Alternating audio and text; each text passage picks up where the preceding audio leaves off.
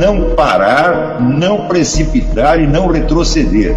Então dizer para esse cara, sabe quando nós vamos parar? Nunca.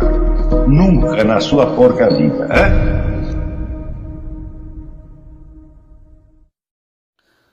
E aí, pessoal do canal, tranquilo? Então vamos lá, apoie o nosso canal, participe da nossa vaquinha. Que a gente está aí tentando melhorar o Brasil, sempre apoiando nosso presidente. Sempre trazemos aí para vocês vídeos do professor Olavo de Carvalho, com novidades ou alguns vídeos aí antigos, que sempre estão atuais.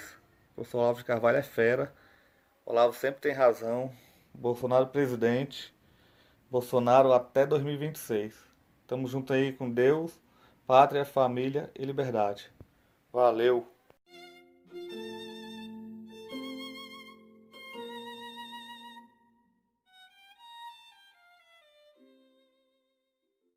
Na verdade, se você perguntar por que a partir dos anos 60 esse pessoal dos grandes bancos começou a financiar tanto a esquerda, né? Os Rothschild, os Rockefeller, né?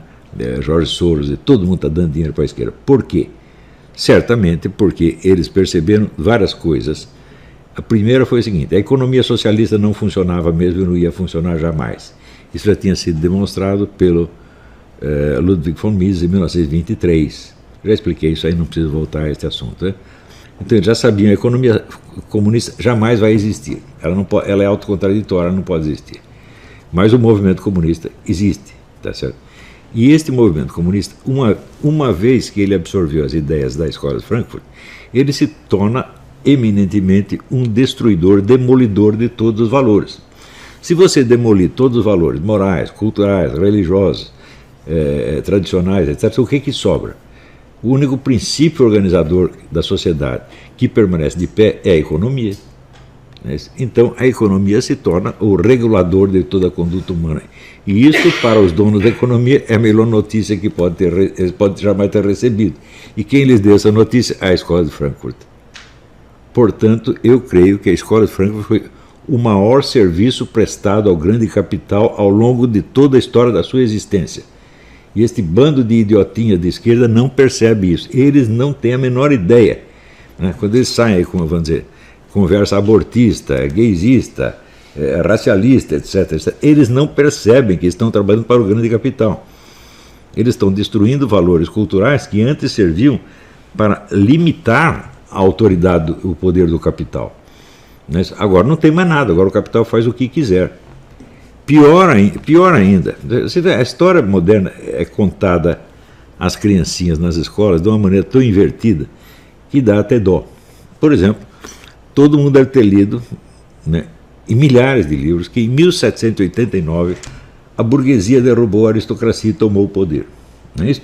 E, portanto, a partir daí, você não tem mais aquela autoridade hierárquica da aristocracia, você tem, vamos dizer, o burguês concorrendo com os outros no processo capitalista. Muito bem, quando você vai ver os nomes desses burgueses, vai ver quem são os grandes banqueiros e donos do capitalismo atual, 80% deles são duques, príncipes, marqueses, etc. Eles são os herdeiros da antiga aristocracia. Com uma diferença: antigamente a aristocracia existia como entidade legal, entidade juridicamente constituída com determinados direitos e deveres definidos em lei.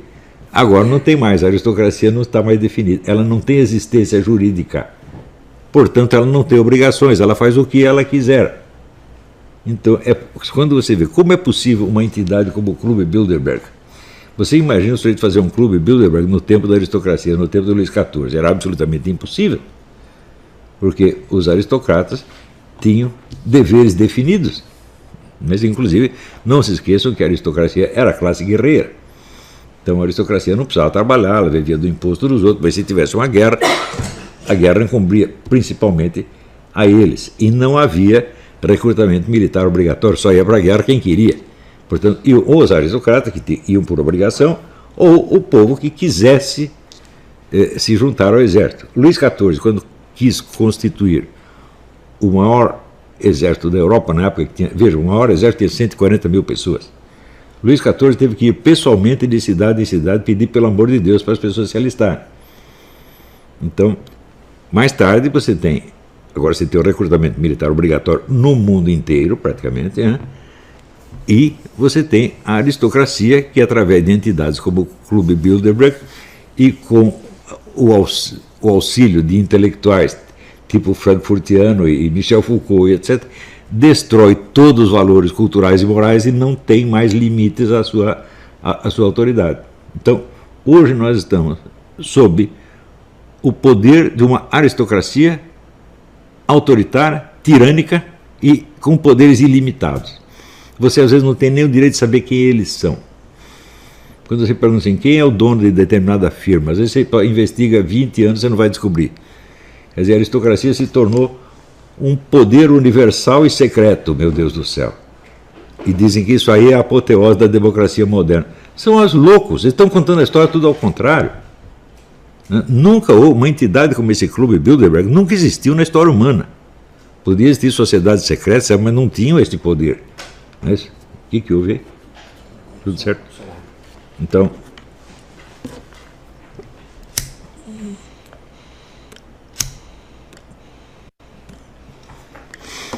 isso quer dizer, a maior parte das pessoas que estão discutindo essas coisas hoje em dia não entendem nada do que se passou, não conhece a história. A pessoa que discute ciência não conhece a história da ciência. Por exemplo, nós temos outra ideia. Há muito tempo eu reparava o seguinte: quando eu trabalhava numa revista da Fundação Victor Chivita, chamada Sala de Aula, o pessoal discutia muito a distância que existe entre o ensino da ciência nas escolas e a pesquisa atual. Eles diziam que tinha um abismo entre as duas coisas. E eles queriam fazer com que as escolas acompanhassem o estado atual das pesquisas. Isso é materialmente impossível, não dá. Simplesmente, por exemplo, ao mesmo tempo eu li um livro, não me lembro o nome dele, que mostrava assim, você tem 40 mil trabalhos originais só em matemática, altas matemáticas anualmente. Como é que a escola secundária ou primária vai acompanhar um treco desse? Só em matemáticas, imagina o resto. Hoje é muito mais, hoje certamente são 400 mil. Então, este hiato é impossível de você transpor. Mas, entre o estado atual da ciência nos centros de pesquisa e o ensino delas nas escolas, no meio delas existe um outro negócio, que é a opinião pública, que é o que se discute na mídia cultural. E esse negócio da mídia cultural está tão afastado do estado real das pesquisas quanto o ensino na escola primária e secundária. Então, vamos dizer, as concepções gerais que nós temos da ciência moderna são um conjunto de mitos e lendas criados pela mídia, no fim das contas, por jornalistas que não têm nem cultura científica, nem vontade de obtê-la. Então, por exemplo, a ideia de que no Renascimento aparece a ciência moderna e nós nos afastamos das crendices medievais, que tinha astrologia, alquimia, geomancia, essa coisa toda, desapareceu no Renascimento, porque aí aparece a ciência moderna de Galileu, Newton, etc. Exatamente o contrário. Se você acompanhar a história medieval direitinho, você vai ver coisa ali como alquimia ou astrologia tinha importância diminuta. E o Renascimento foi a época de glória da astrologia e da alquimia, por exemplo. Os grandes astrólogos que surgem são todos do Renascimento. Antigamente você via astrólogos importantes vindo do Oriente, do mundo islâmico, aí sim, Al-Biruni e outros.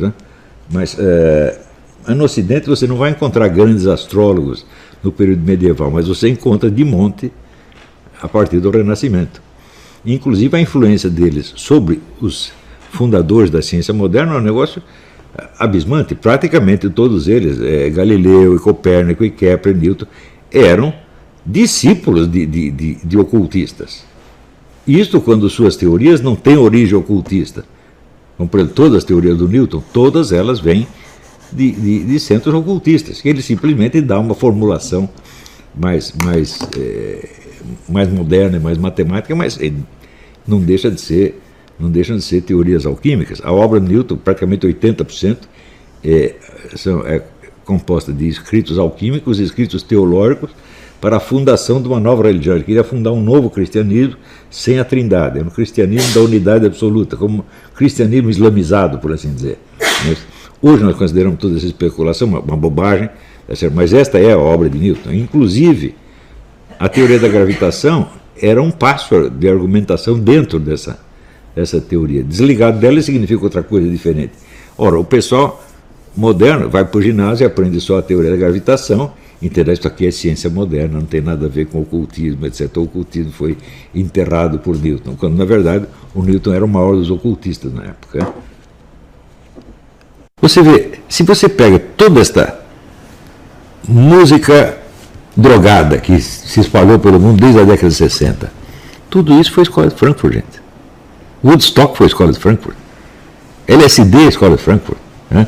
Rock pauleiro é escola de Frankfurt. Né? Tudo que veio na indústria da música de massas. Eles são a favor da indústria da música, mas não, eles falam horrores dela. E ao mesmo tempo trabalham para ela. O que é isso aí? Dialética negativa. Nós sabemos que isso é um horror e por isso mesmo nós vamos fazer. Né? Tem um livro de um repórter holandês que ele dá lá uma informação que ainda vou verificar. Entre outras inúmeras informações úteis, o cara chama-se Robin de Ruyter. Eu não sei ler holandês, eu só sei dele através de menções que foram feitas em outros livros. Entre outras informações que ele dá uma que eu vou investigar, mas que me parece verdadeira pelo contexto ali. Ele diz o seguinte: os Beatles eram semi-analfabetos em música. Eles mal sabiam tocar violão. Quem compôs as canções deles foi o Theodor Adorno. Agora, você sabe o efeito devastador da música dos Beatles?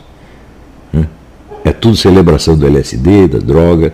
E você sabe como terminou John Lennon, como terminaram outros? Vocês têm ideia da porcaria que os Beatles fizeram no mundo? Né? Beatles e outros inumeráveis conjuntos.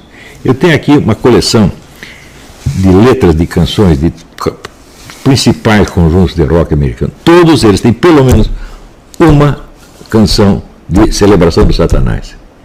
Quer dizer, é satanismo explícito. Né? Quando você vê aquele pessoal, os beatniks, né? Tem um deles que estourou a cabeça da própria mulher brincando de tiro ao alvo, botou uma... quis brincar de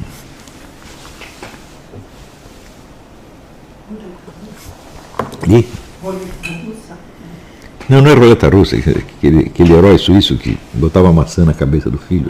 Guilherme Tell com uma pistola 44 Magnum, com a maçã na cabeça da mulher, estourou a cabeça da mulher. Você vê, a vida toda desses caras é uma miséria sem fim.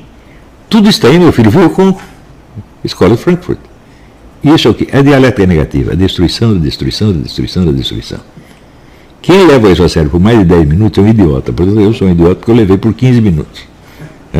Você não vai entender por que os russos, né, atualmente estão transformando o governo russo, o Estado russo, numa espécie de Estado clerical, religioso, cristão, onde é proibido propaganda gay, as putas vão para cadeia, etc, etc. Aquele negócio hipermoralista que os cristãos aqui, os protestantes, ficam, sabe, com o coração na mão, de São Putin, né?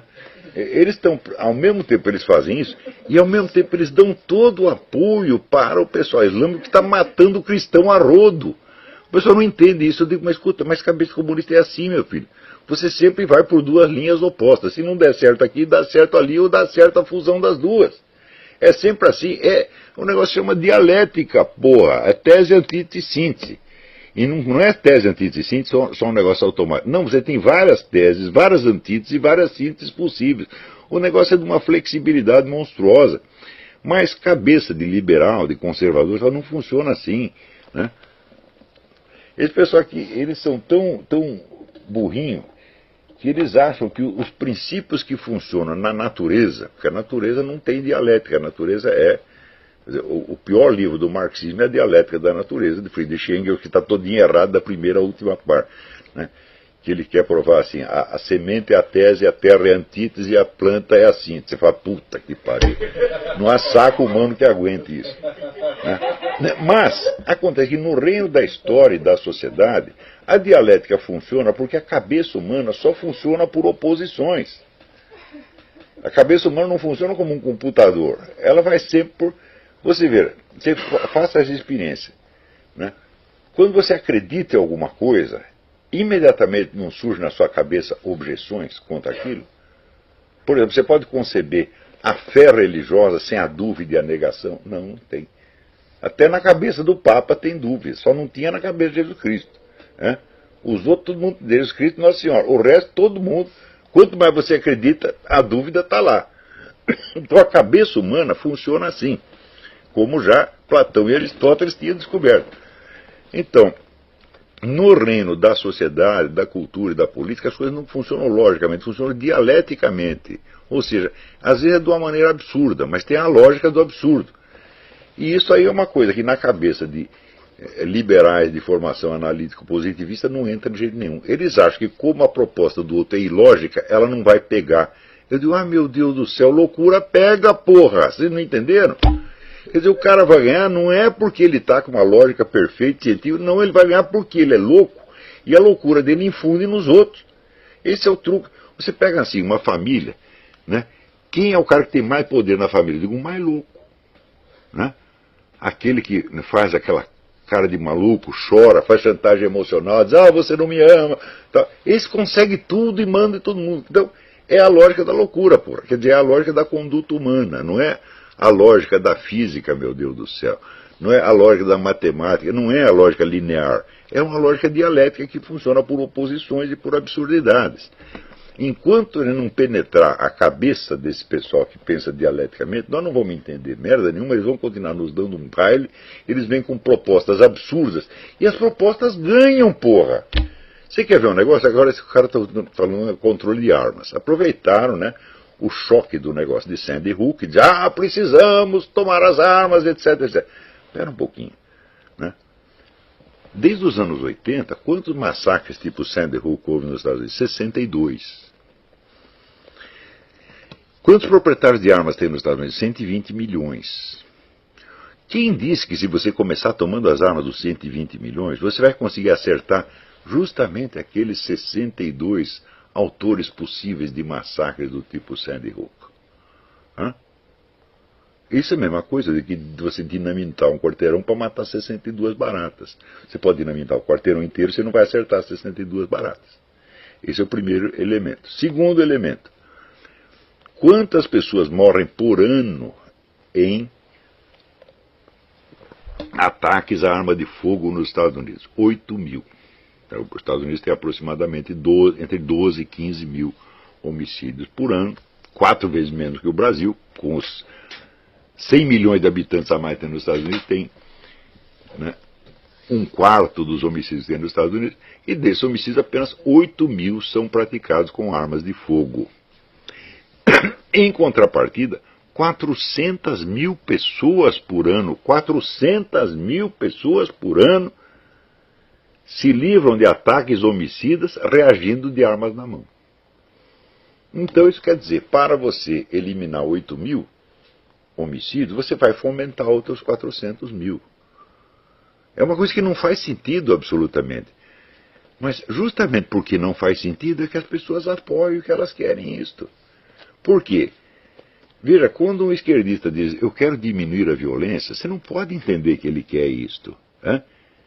Se o que ele está fazendo é diminuir a violência, ele vai tirar proveito político disso, dizendo, está vendo, fui eu que pacifiquei o país. E se aumentar formidavelmente a violência, ele também vai tirar proveito disto.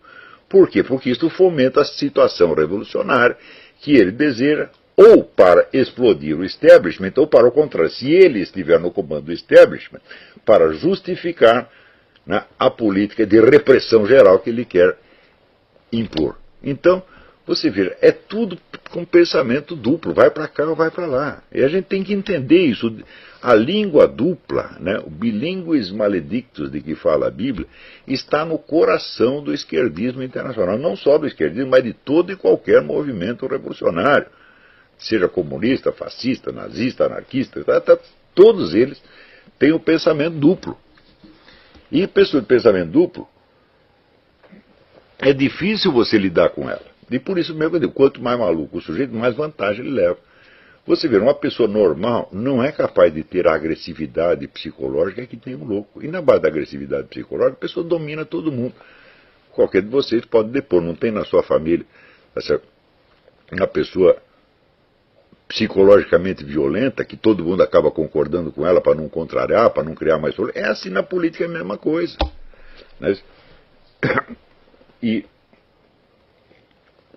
Então, do mesmo modo que o Obama está preparado para tirar proveito da destruição econômica dos Estados Unidos ou da sua recuperação, ele também está preparado para tirar proveito, seja da diminuição, seja do aumento da criminalidade armada. As duas coisas valem para ele. Tá certo? Então isso quer dizer, você nunca pode discutir com essas pessoas na base da honestidade e da racionalidade. Você sempre tem que estar preparado para o fato de que eles têm 1, 2, 3, 4, 15 cartas na manga ou 20 coelhos na cartola, tá entendendo? Eles se adaptam a qualquer coisa. Se você estudar a história do marxismo, você vê que o marxismo é uma teoria que consegue no dia seguinte dizer o contrário do que dizia na véspera. E todo mundo continua dizendo que aquilo é marxismo, meu Deus do céu. Você vê, Karl Marx começou dizendo que a estrutura de classe, a divisão de sociedade em classe, determina o curso da política. Passados 140 anos, os teóricos marxistas atuais já dizem que a propaganda revolucionária cria a classe que vai apoiá-la. Isso é exatamente o contrário. Eu digo, mas isso ainda é marxismo? É. Então, é uma teoria que ela pode dizer A e o contrário de A e ela não perde a sua identidade. Se você estudou a história do marxismo e percebe isso, então imediatamente você tem a chave explicativa de toda a conduta desse pessoal. É a conduta propositadamente ambígua e escorregadia, de modo a tirar proveito de todas as possibilidades. Isso quer dizer que nenhuma política que eles proponham nunca expressa o que eles realmente desejam. Isso não quer dizer que eles não a desejem. Não é assim, um negócio mecânico. Eles estão propondo A porque eles querem o contrário de A. Não. Eles estão propondo A porque eles querem A ou o contrário de A, ou uma terceira alternativa ou uma quarta. A única linha de coerência que existe é o seguinte: eles sempre estarão por cima. Aconteça o que acontecer. E eles têm essa técnica de tirar proveito de todas as alternativas. Então, para você ver como são as coisas aqui. Umas semanas atrás eu estava aqui lendo este livrinho. A criminalização do Estado na África. Jean-François Bayart, B-A-Y-A-R-T. Mostrando que o governo da África do Sul, né, hoje em dia é uma cleptocracia. É o governo dos gangsters, dos traficantes, dos assassinos, ou seja, o negócio degringolou. Daí quando as pessoas veem isso, que é um fato que elas não podem negar, o que elas dizem? Ah, mas que pena, porque começou tão bem com aquele movimento democrático do Nelson Mandela, né, tinha promessas maravilhosas e as promessas foram traídas, etc, etc. Bom, eu também estava interpretando assim quando me chega a notícia do seguinte: descobriram que o Nelson Mandela sempre foi membro do Partido Comunista Sul-Africano, meu Deus do céu. Então os ideais não foram traídos, é simplesmente a dialética, meu filho. Você faz lá um movimento e se dá uma democracia, paz e ordem, muito bem, você tira proveito. E se tudo degringolar e virar um estado criminal e começar a ter tiroteio para tudo quanto é lado e roubalheira, você também tira proveito, porra. Você vê, o PT no Brasil não fez carreira como o partido da lei e ordem, o partido moralista, o partido que ia moralizar o país, que ia acabar com a corrupção. Foi o partido que mais tirou proveito do discurso anticorrupção naquelas famosas CPIs dos anos 90. Naquele mesmo momento, eles já estavam preparando o sistema de informações que ia depois possibilitar um mensalão. Ou seja, nós tiramos proveito da paz e ordem como nós tiramos proveito da bagunça e da putaria, dá na mesma. Então, por exemplo, quando eles defendem esse negócio de casamento gay, você acha que eles são a favor de casamento gay? Não, eles são a favor e contra. Enquanto você pode usar essa porcaria para fazer dos gays massa de manobra, você apoia. Amanhã depois precisa vender os gays? Vende, uai. Tem um sujeito, o Rui Falcão, ele virou presidente do PT nesta base, faz tempo isso aí, Não tempo porque essa política gay não era tão bem vista assim. O que ele fez? ele botou lá no programa do PT o apoio ao casamento gay, outras reivindicações gays. Imediatamente, a Arquidiocese de São Paulo protestou e chiou. A Arquidiocese era um ponto de apoio importante para o PT. Daí o Lula ouviu falar aquilo, ficou aterrorizado, foi correndo para São Paulo, disse, pô, mas é gay, O Rui Falcão falou, é muito simples, você me põe na presidência do partido, eu tiro as reivindicações gays. E foi acredito acontecer. De repente, um cara absolutamente desconhecido, que é o Rui Falcão, eu conheci o Rui Falcão e a mãe dele conheceu ele, mas ninguém conhecia ele. De repente, o ilustre desconhecido dá um baile no Lula e vira presidente do partido, é assim que se faz. Eles sempre foram assim e sempre serão assim. Você vê, por exemplo, quando houve a Revolução Russa, os comunistas eram todos a favor do amor livre, né? Então, começou aquele negócio de uma revolução, no dia seguinte está todo mundo comendo todo mundo, e aparece então uma geração de filhos de ninguém, né? Esses filhos de ninguém, evidentemente, viram todos delinquentes, tá certo? E daí criam um problema de delinquência, e daí o governo falou, então vamos acabar com essa putaria, agora nós vamos instaurar um moralismo mais estrito. E o que nós vamos fazer com esses moleques de rua, com esses delinquentes? Nós vamos matar todos. Mataram todos. Então, num primeiro momento, tiraram proveito da política do amor livre. No momento seguinte, tiraram proveito exatamente do contrário. E o cara que inventou a política do amor livre, que foi o Karl Radek caiu em desgraça, e botaram ele, aonde que o Stalin mandou prender ele? Numa prisão de delinquentes juvenis, os quais mataram Karl Radek a pontapés, pisando no velho. O movimento comunista tira proveito de tudo isso e vai sempre progredindo, meu filho. Né? Então, é um negócio que tem no Shakespeare. Como vai o mundo? Bom, ele se destrói, mas ele continua crescendo. O movimento comunista é isso. Quer dizer, é a lógica da destruição, tá certo? E a lógica do absurdo. Né? E aí, pessoal, estamos mandando aí caneca para todo o Brasil. Muito obrigado ao pessoal que ajuda o nosso canal aí adquirindo as canecas. Também é uma forma da gente interagir. Muito obrigado. Também valeu aí pelas dicas, pelos comentários aí positivos ao nosso canal. Muito obrigado mesmo. Isso aqui é uma forma da gente manter o canal no ar. Tranquilo? Tamo junto aí, galera. Forte abraço, muito obrigado a todos.